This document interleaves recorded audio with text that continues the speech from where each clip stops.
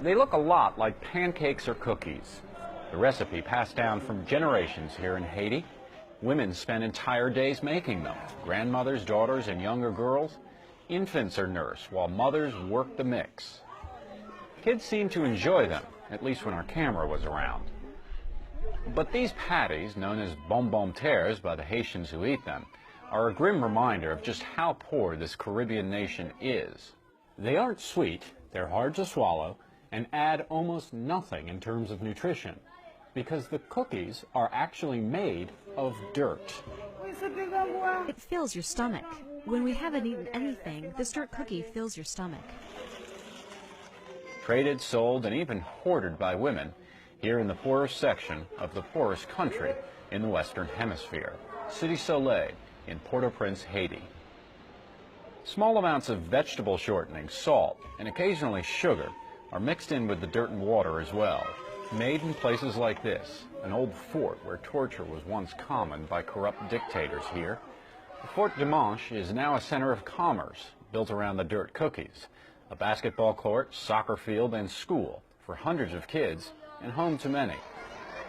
To get to the basketball court, which acts as a preparation area for the dirt cookies, you have to cross this open sewer, which is littered with animal parts and trash and other nasty things, to get to an area where the cookies are laid out to dry out in the sun. You can see that these are still very wet, not quite ready to be served, but this is literally dirt being prepared for humans to eat on top of other dirt and filth. Celine Denis' life revolves around the cookies. For days we watched as the grandmother sat mixing the dirt cookie batter. Selling the cookies is Denis' sole source of income and often her only food. It's a necessary evil. I'm in a bad situation, and that's why I make them. It hurts my heart, but I have no choice. We're forced to eat it. It makes us sick, but not the way it would to anybody who's not used to eating it.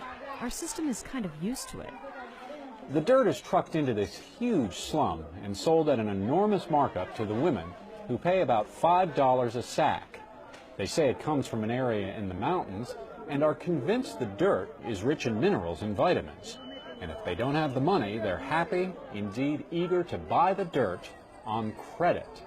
If it rains or the sun is blocked, the cookies can't dry out, and women actually end up owing money on the dirt they've purchased. Not a drop of batter is wasted. And throughout Haiti, the cookies are seen in urban markets and small mountain villages. We rarely saw adults eating the cookies, as many seemed ashamed. Kids, however, asked repeatedly why we were so interested before freely eating them. The UN's humanitarian coordinator in Haiti says the need for dirt cookies is an indictment of government failure and waste. The 5-cent cookies, a necessity in Haiti, imported food too expensive for families living on about $1 a day. Some 3.3 million Haitians are food insecure today. Around 25% of the children are chronically malnourished. These are the same indicators as in sub-Saharan Africa. Pregnant women have long eaten the cookies for their supposed source of calcium and antacid benefits. But doctors dispute this and warn of tooth decay, constipation, and worse. The United States ambassador to Haiti has taken a personal interest in lessening dependence on the cookies. I've actually taken members of Congress down to Cité Soleil, and they've seen it too. What do they say when they see people eating dirt? Well, it's worrisome. It's very worrisome, and we don't like to see it. Since the UN arrived in Haiti in 2006 as peacekeepers, nutrition has improved in pockets, but the dirt cookies are still being eaten.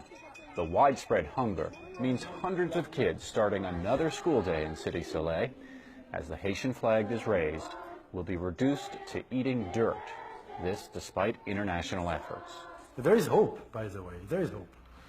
Because despite this bleak picture, it is doable to lift Haiti out of poverty.